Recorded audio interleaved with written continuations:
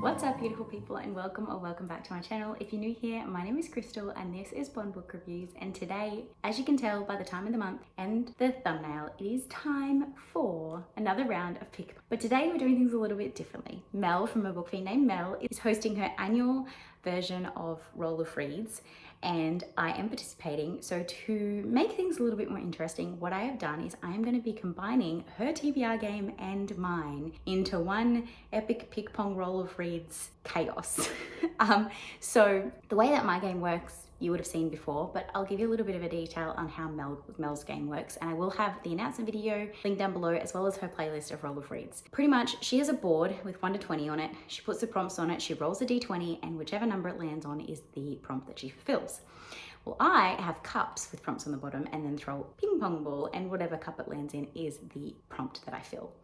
So what I've done is I've got 20 cups with prompts on the bottom that are from Mel's Roll of Reads, and instead of throwing a ping pong ball, I'm going to be throwing a d20 into the cups, and whatever cup it lands in is the prompt that I am going to be fulfilling. Now, because this can go absolutely chaotically wrong, for this month only, I will not be adding my misses to add additional books. I will just be doing the 5 reads for the month. I think that's fair, considering that I am changing the rules of the game so much that it is not fair for me to have to continue to take punishments. I also don't have my rewards and punishments marked on the bottom of these prompts because they're not my prompts, they're Mel's from her game. Hope that makes sense. It probably will as we start to play and you see the layout of what we do, but pretty much instead of throwing a ping pong ball, I'm going to be throwing a d20, and there'll be no punishments or rewards for this month only. Now, let's talk about how I went last month, and then let's dive into the throws. And the result is that I failed. I did not get all of them read. Unfortunately, it is the last weekend of the month. I probably have 2 days left until the month ends, and I still have 2 books left to read. And although old Crystal would be able to finish 2 books in 2 days, new Crystal definitely cannot do that. So I'm taking it as that I am not going to pass Pickpong for this month, unfortunately. But that is okay. That is okay. I read the right number of books. I just didn't read the books I was meant to read for Pickpong because I got distracted by buddy reads and KU books and other things. So that's okay. But as I said, there's no punishments this month, so I sneakily get away with it. So let's jump on in to the first throw. Okay, prompt number 1.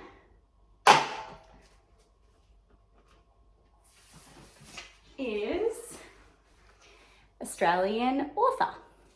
And we'll replace that one. Prompt number 2. I should be throwing d20s more often. They're actually easier to get in the cup.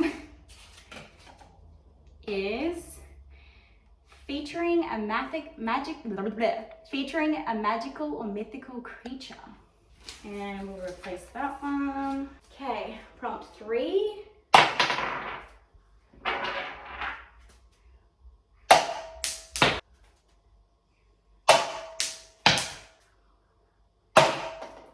Okay, prompt 3 is family member or partner pick. So Anthony will have to pick a book for me. Number 4 is book/author on a bestseller list. And our 5th and final prompt is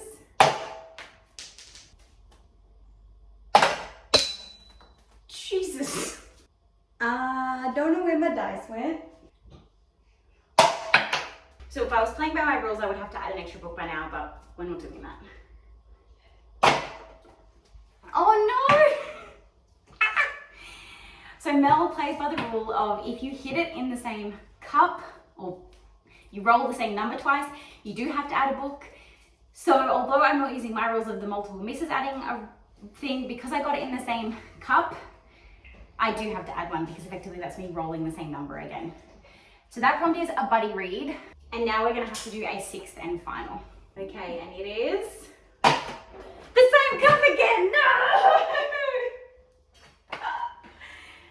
God damn it. I don't have any extra prompts to replace that with, so it'll be fine, but a BIPOC author.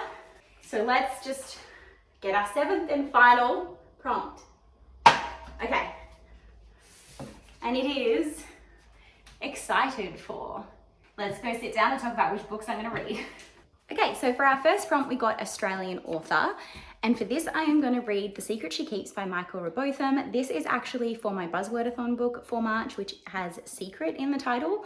And I am also excited to finally get this because it is on my self-destruct collection of books. So it'll be good to tick that one off. And it has been turned into like a TV series, I believe. So if I can get this finished, I can then watch this show, which, you know, multiple options as to why I would want to pick this. All I know about this is it is a thriller that everyone has recommended. Michael Robotham is a thriller author. Yet to read anything by this author, but I had like 10 of their books because I'd collected a whole bunch.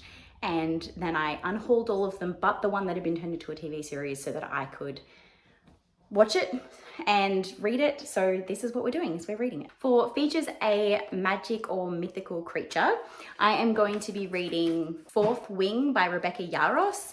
I was lucky enough to get an ARC copy of this through work, and apparently everyone in the office is reading it and loving it. So I really want to pick it up and be able to be involved in that conversation. And then apparently if we get it read, we also get to have access to the second book in the series as well. So love early access. For family member or partner pick, I brought out my TBR cart that has my 23 books for 2023, as well as my self-destruct titles and my previously unread TBR ones. And Anthony selected Graceling by Kristen Cashore. It looks as though I just impulsively decided that I'm going to do this as a buddy read with Rye from Rye's Reading Corner and Bree from Four Paws in a Book. So book/author on the bestseller list. With this one, I am continuing a series with Rick Riordan's Percy Jackson and the Battle of the Labyrinth, which is the fifth? Yeah, the fifth book? No, fourth. The fourth book in this series. And Rick Riordan, I'm pretty sure, is on so many bestseller lists with various different books he's read. So I don't know whether this particular book is, but I know that Rick Riordan has won awards, so we're going with it. This series follows a boy who is Percy Jackson, and he has found out that he is half god, half human, and he goes on a whole bunch of adventures, and this is just the next adventure in his line of life adventures. Yeah. For a buddy read, we went with Akane by Lynette Noni. The lovely Sash from Sash Reads is hosting a read-along with a group of people for this series starting in March, and I am being a part of it. So I decided that I needed to get this on there somehow, so buddy read is probably the best prompt to do that with. All I know about this is that there is a main character who is starting at a new school, and she ends up walking through a doorway which leads into like this magical, mythical world where she discovers some powers or something.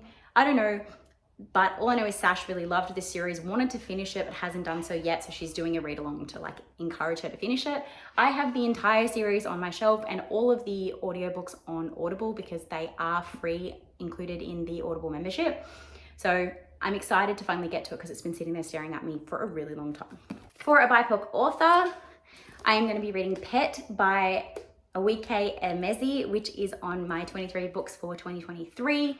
I look at this book and I always imagine it to be this like light-hearted book, but apparently it is quite dark and will surprise you.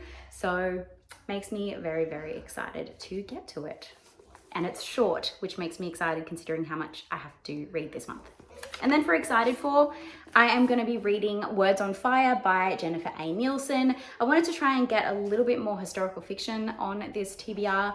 My TBRs have been very fantasy heavy lately, so I wanted to try and bring in some other things with a historical fiction. So this one is the story of a Lithuanian family who's trying to avoid like Russian soldiers, and she has to take like a note. Her family like gives her a note that she has to take.